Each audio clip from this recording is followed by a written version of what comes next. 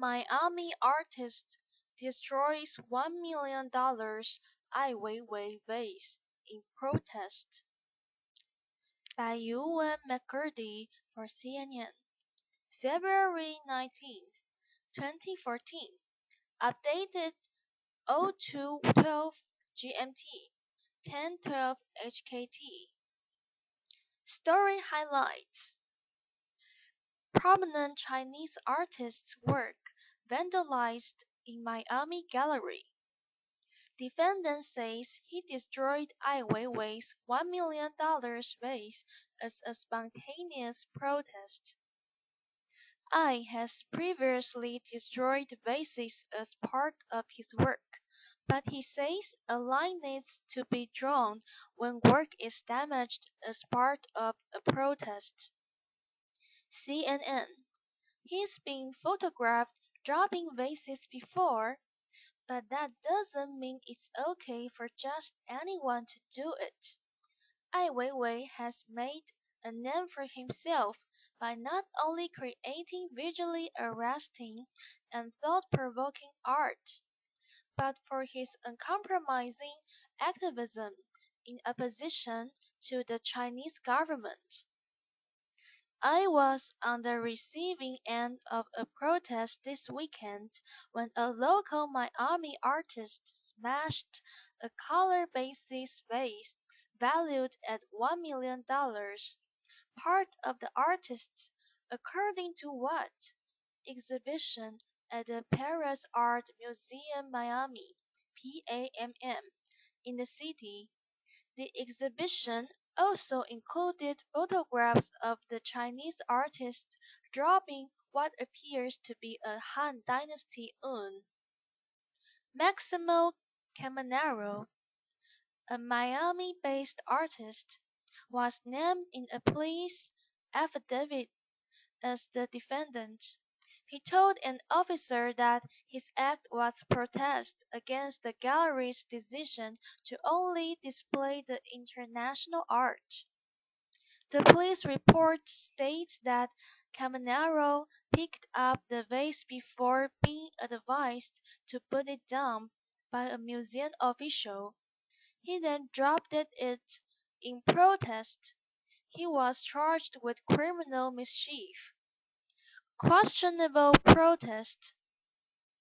I, meanwhile, told CNN that he didn't have much reaction to the news, but said that he thought that a line should be drawn when it came to damaging public or private property as part of a protest. I can have a show in Beijing, but I cannot go to museums to break work in Beijing, he said in a phone interview. My work is basically forbidden to be shown in China. The protest itself may be valid, but to damage somebody's work to do that is questionable. I said that he considered his work, specifically to the triptych which shows him dropping an antique urn, to be very different. My work belongs to me, it doesn't belong to the public, and also it doesn't belong to somebody else. He said he believes he has been contacted by the gallery, but he isn't taking the laws too seriously. I don't really care much, and actually my work is often damaged in different shows, because it's fragile. So normally I don't care these things too highly. Damage is damage, you know. If they have insurance, maybe it will be covered. Art in China, on script and cutting edge. Condemnation. The museum issued a statement concerning the incident, condemning Camanero's act. Although the museum can't speak directly to intentions, evidence suggests that this was a premeditated act. A PAMM statement read. As an art museum dedicated to celebrating modern and contemporary artists from within our community and around the world, we have the highest respect for freedom of expression. But this destructive act is vandalism and disrespectful to another artist and his work, to Paris Art Museum Miami, and to our community. Camanero told the Miami New Times that it was a spontaneous protest and that he lifted the vase and that it smashed on the floor like Weiwei did in his picture, then waited for authorities peacefully and never resisted the punishment. Ai Weiwei rocks out against detention. CNN's Sarah Arthur contributed to this report. On air, part of complete coverage on China. Hong Kong police on alert after China sex industry crackdown. By Peter Shadbolt, CNN. February 17, 2014. Updated 08:33 GMT, 16:33 HKT. An alleged sex worker covers her face after being detained in Dongguan, China, on February 9, 2014. Story highlights: Hong Kong police plan to step up to operations against vice operations. The move follows a crackdown on prostitution across border in Dongguan. Senior police fear vice may shift to Hong Kong in the wake of police raids. The Chinese government has indicated that a vice crackdown has gone nationwide. CNN: Hong Kong police plan to step up efforts against vice operations in the city following a massive crackdown on prostitution last week across the Chinese border, where police in Dongguan raided 2,000 establishments and detained more than 900 people. Senior Hong Kong police expressed fears that the Special Administrative Zone could fill the vice vacuum left after the raids by more than 6,000 police on the Chinese industrial city, just 60 miles (100 km) to the north. Commissioner of Police Andy Chang Wai-huang told local media that police would be stepping up operations against the sex trade, adding that proliferation of vice in the territory was a concern following the crackdown. There is definitely potential for the sex trade to suddenly grow quickly here, but it won't just be confined to a rise in prostitution. A senior Hong Kong police officer told the South China Morning Post, "It will bring with it all the usual vice that goes with it: narcotics, money laundering, triad protection." The Chinese Ministry of Public Security on Sunday ordered police across China to step up efforts to tackle the three vices: prostitution, gambling, and drug trafficking, warning officials that would be held accountable for illegal activities. While Dongguan, situated between the large population zones of Shenzhen and Guangzhou, has long been associated with prostitution, it is known as China's Sin City.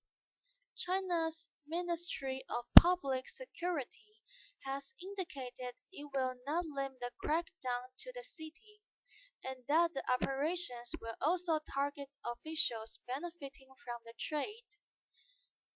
Be resolute in the crackdown no matter who is involved, and regardless of what official ranks they are at, with no leniency or soft-heartedness, the ministry said in a post on its website over the weekend. Dongguan Deputy Mayor and Police Chief Yang Xiaokang was fired from his post last week, and 10 other senior police officers have been subject to a range of punishments in the wake of these raids, state media reported. Other provinces, including Zhejiang, Gansu, Shandong, Guangxi, and Heilongjiang, has conducted their own vice raids in recent days, indicating that the campaign has been directed from the central government. Dubbed the Exterminate Yellow campaign, the color in China associated with prostitution, the crackdown comes after a report by a national broadcaster CCTV on the sex industry in Dongguan. According to the media report cited by the English-language China daily Dongguan, with a large and shifting migrant population from across China, could have as many as 300,000 working in the illegal industry, despite harsh penalties for involvement. The nationwide clampdown on the three vices is the largest target for the government of President Xi Jinping, which promised a wide-scale crackdown on rampant graft when it came to power in 2012. Has also been behind an austerity drive to rein in extravagant spending, banning officials from serving exotic dishes such as shark fin soup at banquets. Anger over corruption has prompted a raft of mass incidents, and official euphemism for protests, worrying officials defending one-party rule. Last year, she voted to crack down on both tigers and flies, powerful leaders and lowly bureaucrats. In his campaign against corruption and petty officialdom. African Startup. Part of complete coverage on African Startup. He started in his teens with just $14. Now he's a 21-year-old paperback king by Theo Kermiliotis and Jessica Ellis, CNN, January 24th, 2014, updated 1722 GMT, 0122 HKT. Success is in the bag for a paper king. Andrew Mubuya is the founder of Uganda's first registered paperback company. Youth Entrepreneurial Link Investments (YELI) is supplying restaurants, supermarkets, and medical centers in Kampala.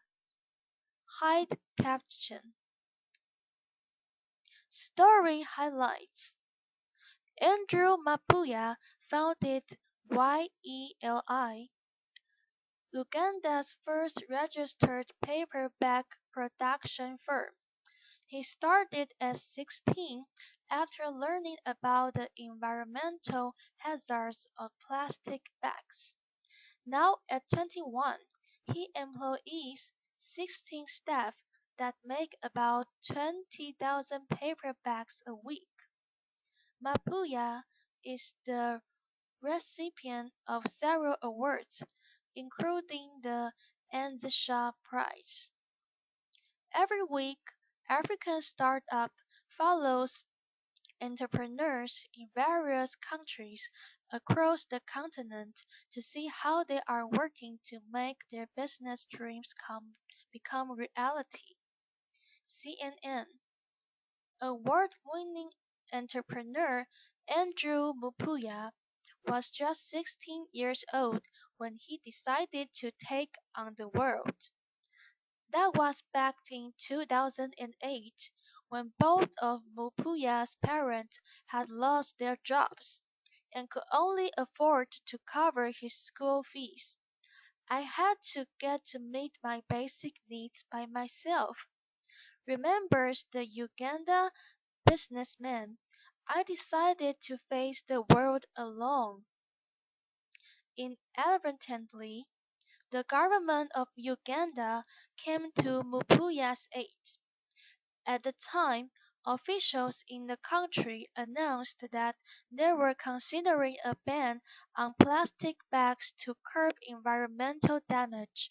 Mapuya, who was still in secondary school, immediately saw this as an opportunity to launch a paper bag production company.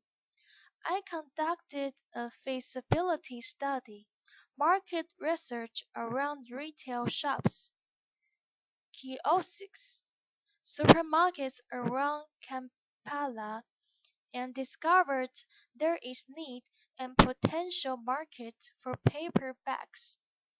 Read this: Sales into Sales with Bags of Love.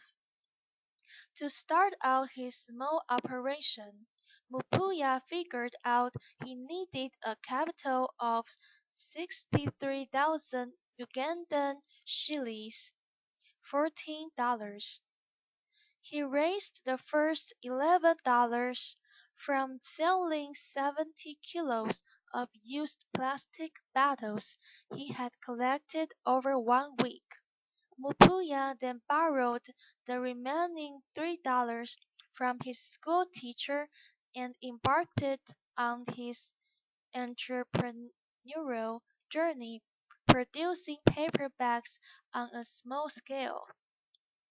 Since then, the business has grown extensively, and today, at the age of 21, Mupuya is the owner of Youth Entrepreneurial Link Investments (YELI), the first registered Ugandan company to make paper bags. The young entrepreneur employs 16 people, who produce up to 20,000 paper bags each week. His long list of clients includes restaurants, retail stores, supermarkets, medical centers, as well as multinational companies like Samsung. YELI has made about 1,000 niche bags for the local stores of the electronics company. Right now, I have 72 clients, says Mupuya. 90% of our clients always come back. Green impact. Mupuya's remarkable achievements and shrewd business skills have been recognized with a number of accolades in recent years. In 2012, Mupuya was the winner of the $30,000 Anzisha Prize, a major award given to young African entrepreneurial leaders who take the initiative to address critical needs in their communities. The awards I have won give me courage to push on with my business, says the young entrepreneur. It shows to me how I am doing the right thing, and it helps me define the impact I'm creating. Read this: Playgrounds made from trash. Uganda has attempted to ban plastic bags in a bid to deal with its acute waste management problem and promote environmental conservation, yet they are still used in Kampala, an often black drainage system, or collect in heaps on the side of the road. Bupuya, however, believes Ugandans will eventually choose paper over plastic, and he even plans to build a recycling operation. A paper bag is eco-friendly. It can easily decompose, he says, but plastic bags take too long, so that is difference. Just the start. For now, Mupuya sources his paper from Nairobi, the capital of Kenya. His business is housed in Kasokuso, a slum just outside Kampala's bustling city center. Here, everything is done by hand and with precision. YELI employees turn out thousands of bags daily, cutting the paper manually and then folding it and gluing it appropriately. But this takes time, and as customer numbers grow, the team cannot keep up with the increasing orders. Mupuya says one of the biggest challenges for his startup right now is supply and demand. It needs time to produce the right quality and quantity to all clients. Because it's run manually, he says, it's quite hard to catch up with some clients who are used to cheap plastic bags. Adds Mupuya, my next steps is to get a machine because I am only able to supply 5% of the demands I have. Read this: fishing craft to foosball tables, furniture to float your boat. Yet, Mupuya says that this is a problem that most clients understand, pushing him to keep thinking big and press ahead with his plans to promote environmental conservation. My vision is to have a cleaner Africa by eradicating use of plastic bags and emphasis on paper recycling, he says. I dream of having a big plant where I am able to supply paper bags all over Africa, adds Mupuya, putting emphasis on synthesizing about environmental conservation. So I believe this is just the start. Read this: pizza maker gets Nairobi naked. Read this: street vendor builds toilet biz empire. I dream of having a big plant where I am able to supply paper bags all over Africa.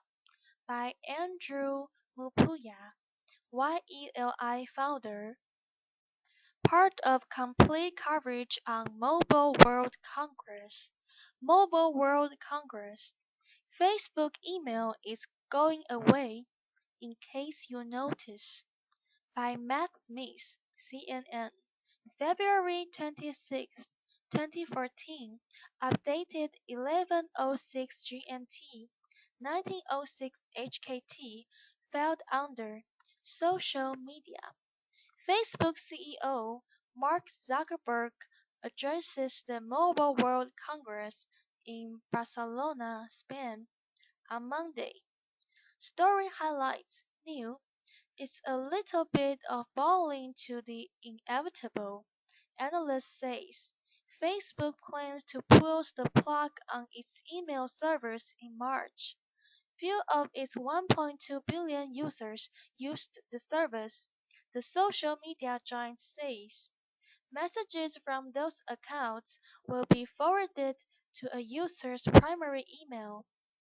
Editor's note: Mobile World Congress is the world's largest mobile tech trade show looking at the current state of mobile and where it might go next.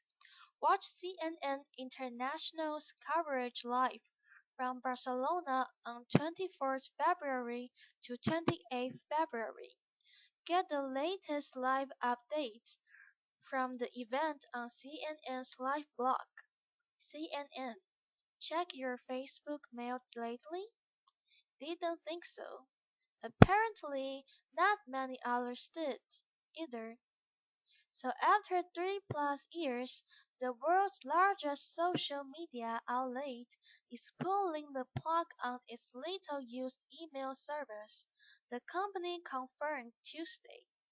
We're making this change because most people haven't been using their Facebook email address, and we can focus on improving our mobile messaging experience for everyone, Facebook said in a statement.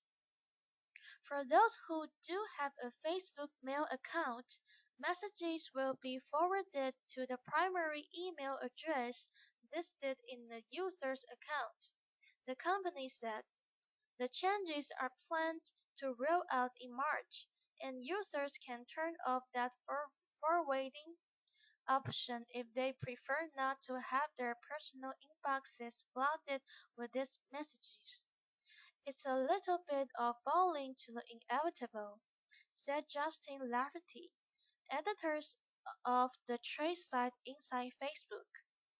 The email addresses, which showed up as messages for Facebook users, never took off, and when Facebook tried to make them the default email accounts for all users in mid-2012, a lot of people were unhappy with that, he said.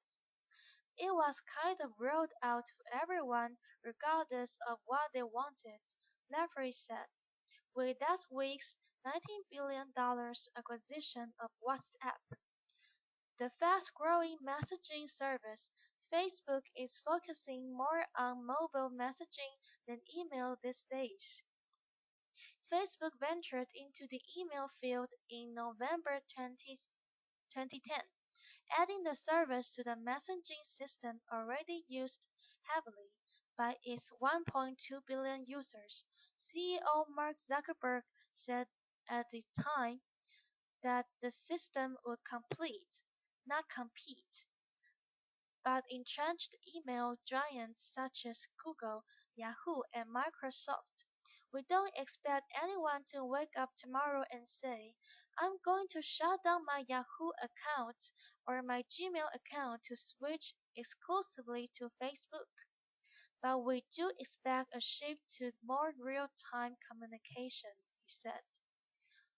Lafferty said the reveal is unlikely to be remembered in the company's annals, much like the service itself. Many people probably weren't even aware of the change, he said. So this is the end of my read. Thank you.